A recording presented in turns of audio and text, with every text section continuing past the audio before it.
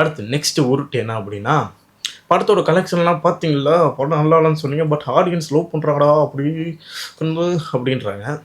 நீங்கள் ஹார்திபுர்ஸ், சலார், நெக்ஸ்ட்டு பிரம்மாஸ்திரா இந்த மாதிரி சுமாரான படங்கள் எல்லாம் ரிவ்யூ சுமாராக வந்து படமும் நல்லா இல்லை சுமாரான படங்களுக்கெலாம் இப்போ கலெக்ஷன் வைஸ் பாருங்கள் அது எப்படி போயிருக்குன்னு. அதுக்கு முக்கிய ரீசன் படத்துக்கு ரிலீஸ்க்கு முன்னாடி உள்ள ஹைப் அண்ட் ஸ்டார் காஸ்ட். ஓகேங்களா, ரஜினின்ற ஒரு மனுஷனோட ஃபேன்ஸ் அண்ட் லோக்கி ஃபேன்ஸ்.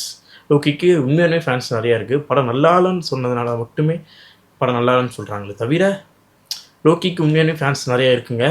லோக்கிக்கு வந்து 14ஆம் தேதி ஏட்ரேட் ஆயிடுச்சு, 13ஆம் தேதி வரைக்கும் நல்ல ஃபேன் இருந்துச்சு அப்படின்னா அவர் படம் நல்லா எடுத்தார், ஃபேன்ஸ் வந்து கொண்டாடினாங்க. பட் படம் நல்லா இல்லைன்னு சொல்கிறாங்க. இப்படி லோகேஷ்காக படம் நல்லா இல்லையே நல்லா இருக்குன்னு சொல்லணும் அப்படின்னா நல்லா தான் இருக்குன்னு நினச்சிட்டு அடுத்து திருப்பி இதே மாதிரி கிண்டி வச்சுட்டாரா என்ன பண்ணுறது. அதனால தான் நாங்கள் வந்து என்ன பண்ணுறோன்னா லோக்கி படம் நல்லா இல்லை, ஒரு நல்ல படத்தை கொடுப்பா, உன்னோட ஸ்டைல்லே இல்லை, உட்காந்து எழுதி கொஞ்சம் பொறுமையாக நல்ல படத்தை கொடுப்பா அப்படின்னு சொல்கிறோம்.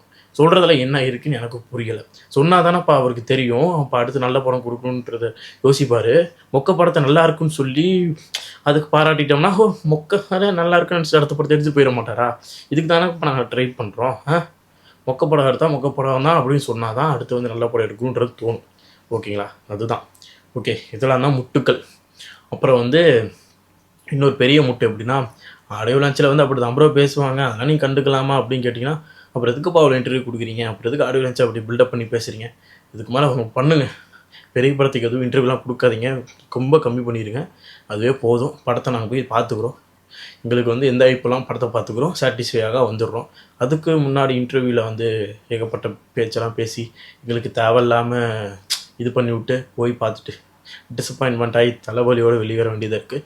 அதனால் ஒரு இன்டர்வியூ கொடுக்காதீங்க, தட்ஸ் பெட்டர்னு நான் சொல்லுவேன். ஓகேங்களா, இதுக்கு மேலே கூலிக்கு முட்டு கொடுக்குறதையும் நிறுத்திடுங்க.